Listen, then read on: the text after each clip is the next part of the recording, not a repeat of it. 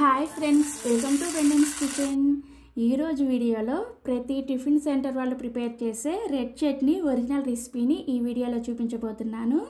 ఇలా రెడ్ చట్నీని ప్రిపేర్ చేసుకొని వేడివేడిగా మెత్తటి ఇడ్లీలతో కానీ దోశలతో కానీ వడ, ఉప్మా, ఊతప్పం ఇలా ఎందులో సర్వ్ చేసుకున్నా కానీ చాలా టేస్టీగా ఉంటుంది. ఈ రెడ్ చట్నీని మీరు ఒక్కసారి ట్రై చేశారంటే ఖచ్చితంగా మళ్ళీ చేసుకుంటారు, అంత టేస్టీగా ఉంటుంది.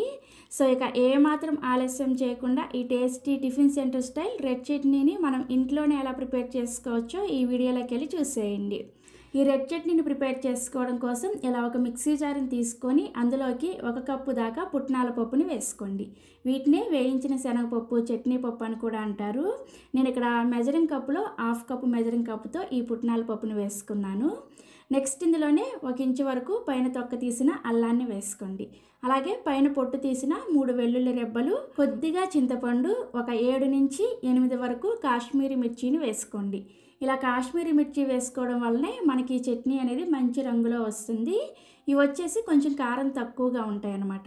నెక్స్ట్ కారం కోసం ఒక గుంటూరు ఎండుమిర్చిని కూడా వేసుకొని ఒక 2 టేబుల్ స్పూన్ల దాకా పచ్చి కొబ్బరి ముక్కల్ని వేసుకోండి. కొబ్బరిని మరీ ఎక్కువగా వేసుకోవద్దు, జస్ట్ ఒక 2 టేబుల్ స్పూన్లు అయితే సరిపోతుంది. చివరిగా రుచికి సరిపడా ఉప్పును కూడా వేసుకొని ఫస్ట్ నీళ్ళేమీ వేయకుండా వీటన్నింటినీ కూడా పౌడర్ లాగా గ్రైండ్ చేసుకోండి. సో ఇలా పౌడర్ లాగా గ్రైండ్ చేసుకున్న తర్వాత ఇప్పుడు ఇందులోకి ఒక 1/2 టేబుల్ స్పూన్ దాకా తురిమిన బెల్లాన్ని వేసుకోండి. ఇలా బెల్లం వేసుకోవడం వల్ల చట్నీ స్వీట్నెస్ ఏమి రాదు, చాలా టేస్టీగా ఉంటుంది. తప్పకుండా వేసుకోండి. ఇందులోనే మనం ఈ చట్నీని గ్రైండ్ చేసుకోవడానికి అవసరమైన నీళ్ళని వేసుకొని చట్నీని బాగా మెత్తగా పేస్ట్ లాగా గ్రైండ్ చేసుకోండి.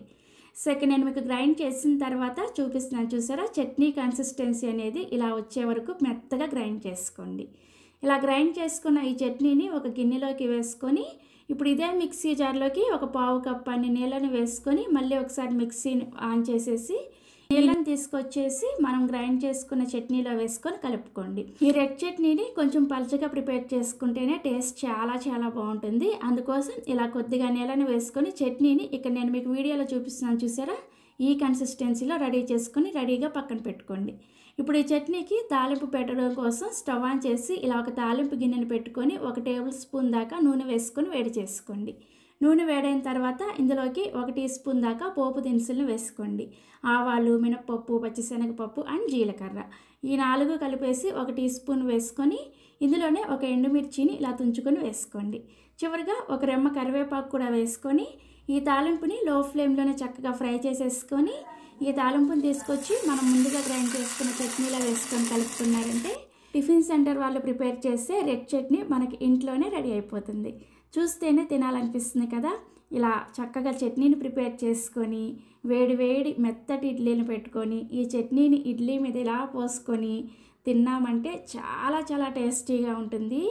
ఈ చట్నీని ఇడ్లీతో నంచుకోవడం కన్నా కానీ ఇలా ఇడ్లీ మీద పోసుకొని తింటే చాలా రుచిగా ఉంటుంది.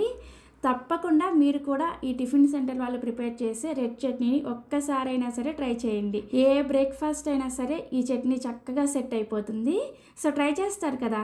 ట్రై చేసిన తర్వాత మీకు టేస్ట్ ఎలా అనిపించింది అనేది ఈ వీడియో కింద కామెంట్ సెక్షన్లో నాతో షేర్ చేసుకోండి. అలాగే ఈ వీడియో మీకు నచ్చితే ప్లీజ్ ఒక లైక్ చేసి ఈ వీడియోని మీ ఫ్రెండ్స్కి, రిలేటివ్స్ కూడా షేర్ చేయండి. మరిన్ని ఎమ్మీ అండ్ టేస్టీ రెసిపీస్ కోసం పెండెన్స్ కిచెన్ని సబ్స్క్రైబ్ చేసుకోండి. Thank you.